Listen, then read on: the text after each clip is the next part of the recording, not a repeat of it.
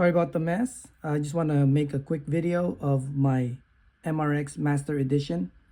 I saw the post about the drivers breaking their servo. I guess it's pretty common with the Master Edition or the DWS front end.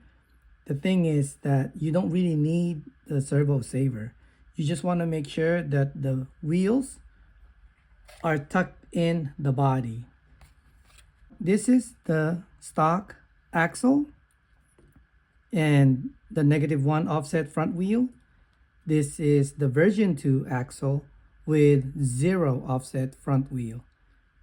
I have those in there installed, and I'm going to show you. This is with 0.4 millimeter of spacer. Without those 0.4, the inner wheel can hit the spacer that goes under the knuckle.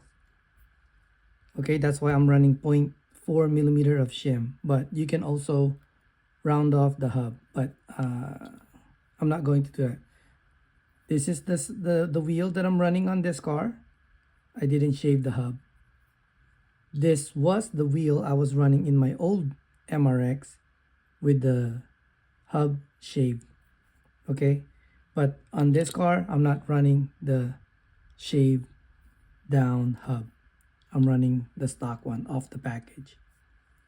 Okay, now I'm gonna put the body on and show you the wheel. Again, this is the stock axle, -1 offset. Version 2 axle with 0 offset. Both are 20 millimeters diameter wheels. This is a Joe Marima body with RX28 Joe Marima front bumper. This is the straight edge ruler. I'm gonna rest the ruler in the front bumper and then the rear fender. Okay, notice that axle and notice how the front wheel is wanting to spin because it's actually touching the ruler.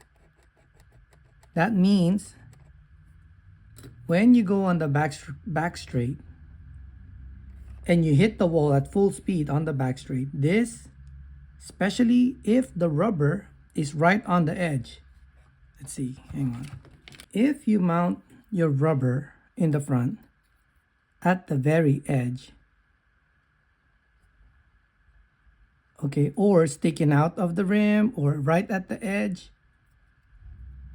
okay, and then the inside lip of the wheel is showing, this rubber from the tire is going to get caught on the RCP track, the wall, and it's going to rip the servo gear. It's just going to stop and rip it. Okay, that's why you want to make sure that the inside part of the wheel, the tire, is covering that lip. I have a lot of tire video that I explain that. Okay, now this part, the inside is flushed with the rim, the tire is flushed with the rims, and then this has like a millimeter of the rim exposed. So now the rubber is not sticking out. You want the rim to stick out, not the rubber. If the rubber is sticking out in the front, catches on the RCP wall, it's going to grab and snap the servo. Okay, that's why you want it. This is the proper way. The rims is flushed with the tires. Okay, not like this. I see this a lot. You see how you can still see the rims inside? Not like that. Okay, you want to be able to tuck that in just like that. Okay, let me show. You guys already know that there's a step inside the tire. The inner side of the tire has that step. The other side doesn't. That step will need to go over this step here, like so. It has to be inside there, covering it. Okay,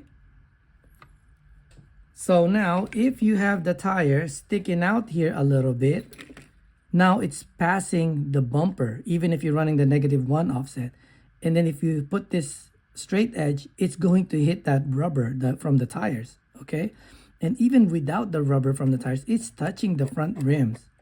Okay, and look, and even the axle. Okay, The axle is not that big of a deal. It's mostly the rubber, the tire, that's catching on the RCP track, okay?